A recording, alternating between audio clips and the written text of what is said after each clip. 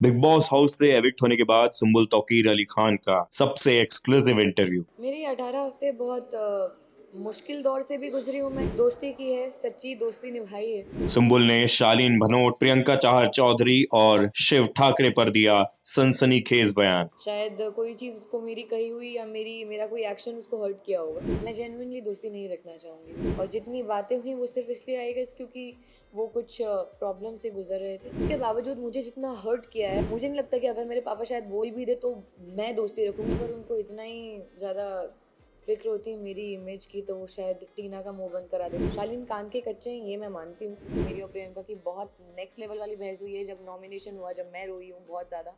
वो नहीं चाहती थी कि निमृत को टिकट टू फिनाले वीक मिले। शिव निमृत स्टैंड। अपने पिता के ऊपर भी हैरान करने वाला बयान दिया। पेरेंट को अगर वो अपने बच्चे के साथ कुछ गलत होता हुआ देखेंगे तो वो किसी भी हद तक जा सकते हैं अपने बच्चे को बचाने के लिए। हाँ, वो मुझे आए थे समझाने के लिए।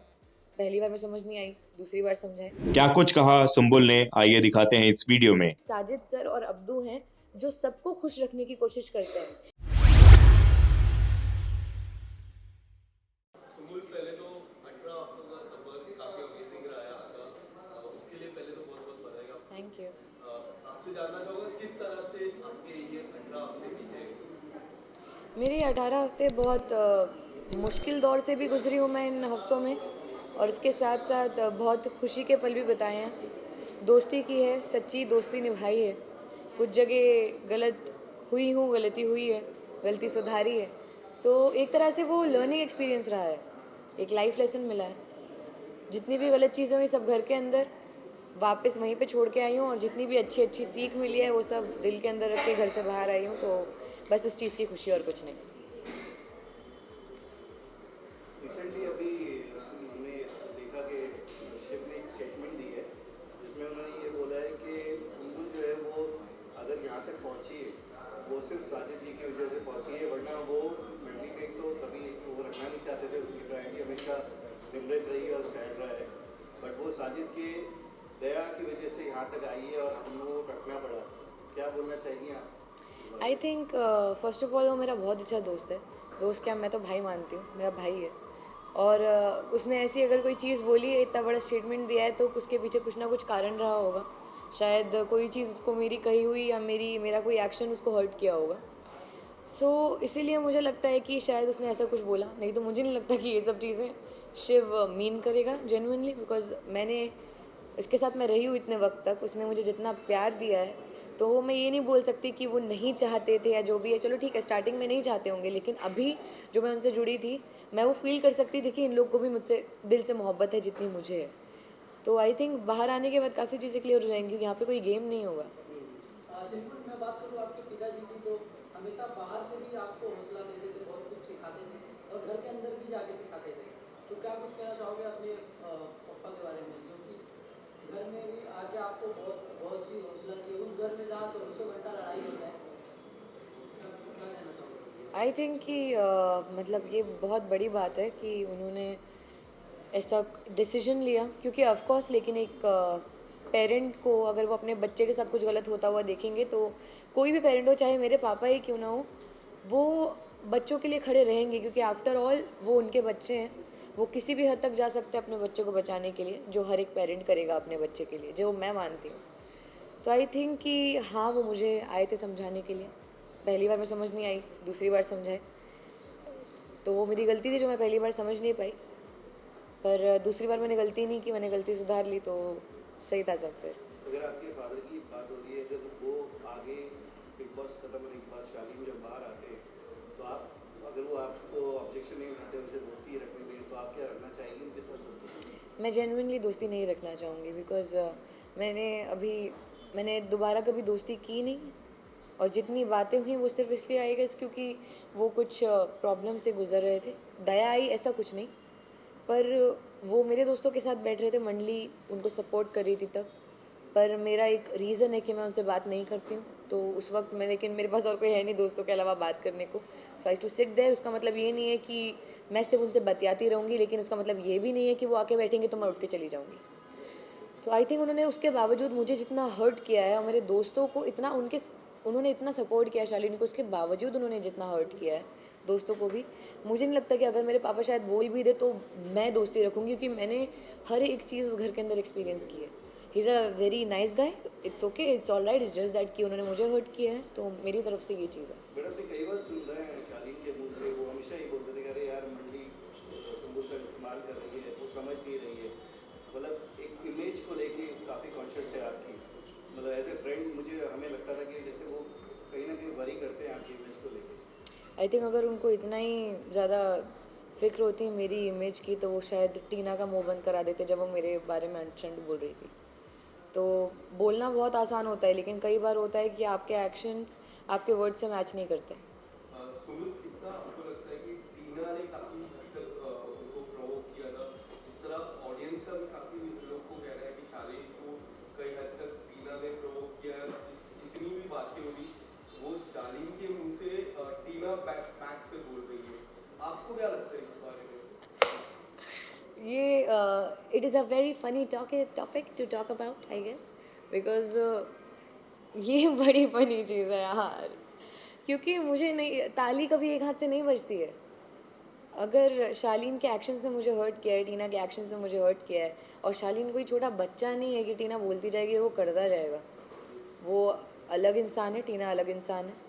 हाँ, कुछ चीज़ें उनके रही होंगी, उनके आपस में कान भरना, शालीन कान के कच्चे हैं ये मैं मानती हूँ, वो मान जाते हैं, बातों में आ जाते हैं, पर ठीक है, नहीं नहीं, इट्स ओके, आपको नहीं लगता कि जेन्युइनली मंडी जो ग्रुप है उन्होंने आपका कहीं ना कहीं इस्तेमाल किया है? क्योंकि हर बार आपका मजाक उड़ाना, आपके फादर को लेके, आपके डांस मूव को लेके, कहीं ना कहीं इन चीज़ों को लेके, मतलब एक ये होता है ना कि बुली करना, आपको हमेशा करना, आपकी इमेज कहीं ना कहीं इस चीज़ को आपको नहीं लगता कि कहीं ना कहीं वो मतलब मेरे हिसाब से बुली एक बहुत बड़ा शब्द है।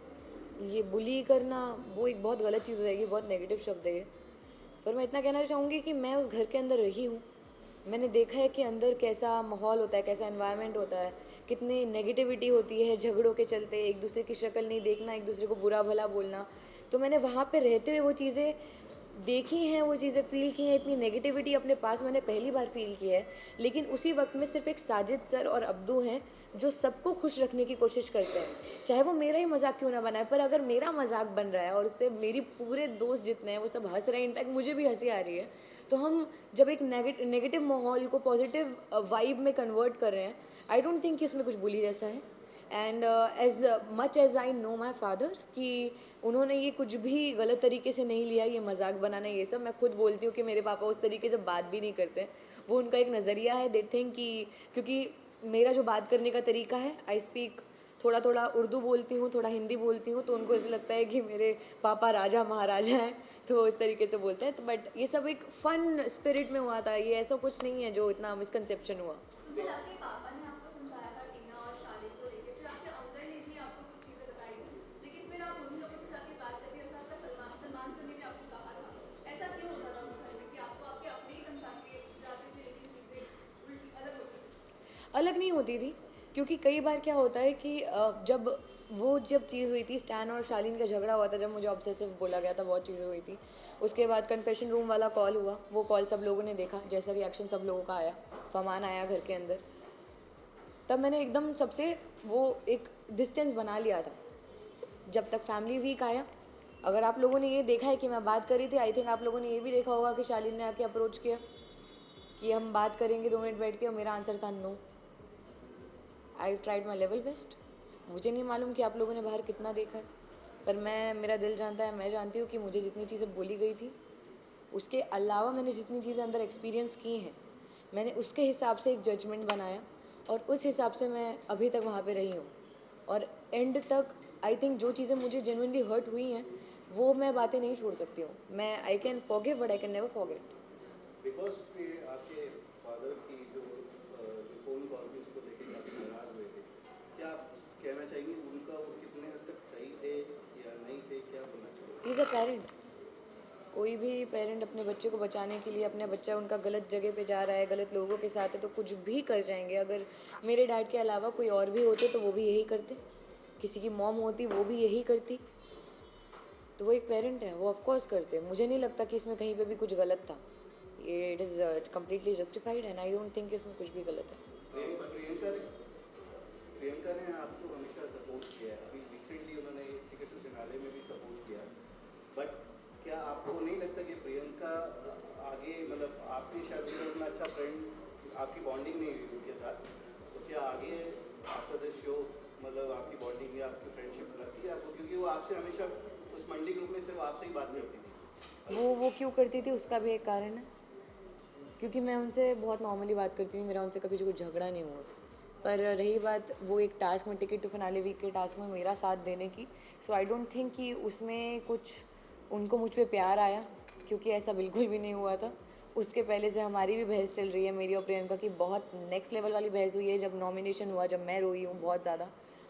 तो आई थिंक उसके बाद वो बहुत ज़्यादा एविडेंट था कि उन्होंने वो जो भी किया या वो मेरा साइड ले रही थी, बिकॉज वो नहीं चाहती थी कि निमृत को टिकट टू फिनाले वीक में ले। It was very evident. और उसके साथ साथ उससे दो निशाने लग रहे थे, एक तीर से कि मंडली के बीच में फिर ये मंडली टूट सकती है, झगड़ा हो सकता है, पर वैसा कुछ भी नहीं हुआ।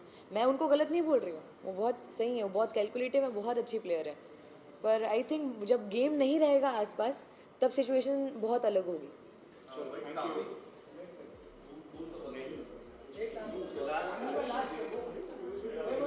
ये बताइए टॉप 3 में आप किसको देख रही हैं, ईमानदारी से बताइएगा, मंडली ग्रुप से बाहर। एक सवाल इससे पहले सुबुल, काफी लोग का कहना है कि आपको नागिन ऑफर होने वाला है इन फ्यूचर, कितनी सच्चाई है इस बात में? मुझे भी नहीं मालूम। नहीं सच्ची, मतलब मुझे नहीं पता चला, मैं कैसे बोल दूँ, सॉरी। नहीं, पर मुझे नहीं पता अभी। बट आपको अगर in case in the future get the offer, क्या रहेगा आपका? I think it's upon my father also. मेरे मतलब जो मेरा मानना है मैं करना चाहती हूँ, उसके साथ साथ पापा क्या चाहते हैं, देन विल डिस्कस। जो दोनों को सही लगेगा वो करेंगे। या टॉप 3 में किसको देखना चाहिए? Honest answer please. Okay, honest answer. मंडली के बाहर, ओके, शिव, निमृत, स्टैन। आपने प्रियंका का नाम नहीं लिया और काफी लोगों का कहना है कि वो कलर स्पेस है, तो प्रियंका का तो कलर स्पेस का मैं क्या करूँ? वही क्या है? नहीं लेकिन अच्छा ठीक है, चलो एक चीज़ मैं बहुत क्लैरिफाई कर रही हूँ। अगर किसी को ये लग रहा है कि I am being very biased towards my मंडली, या of course they are my friends, I love them a lot, पर उसके साथ साथ ये 3 लोग ऐसे हैं जो सबसे ज़्यादा डिफरेंट रहे हैं। निमृत अपनी लीडरशिप क्वालिटीज़ के लिए, उसने जिस तरीके से कैप्टनसी निभाई है हर बार उसको मिली है। शिव हर एक झगड़े में जो ह्यूमर लाता है, हर एक झगड़े को मस्ती में बदलता है, वो उस तरीके के लिए जो वो डिफरेंट है। और स्टैन उसके एक अलग अंदाज के लिए जो लोगों ने आज तक बिग बॉस में नहीं देखा है। बड़ा आप जिन तीनों की बात कर रही है, तीनों ही बैक फाइटिंग कर रहे हैं आपके खिलाफ आज की डेट में। अगर मेरी नज़र में वो मेरे दोस्त हैं, वो मेरी दोस्ती है। आप मानती हैं? ठीक है, मैं मानती हूँ, मेरे दोस्त है भाई। Anyways thank you so much हमसे बात सुबुल, आपने विनर का नाम नहीं लिया। स्टैन।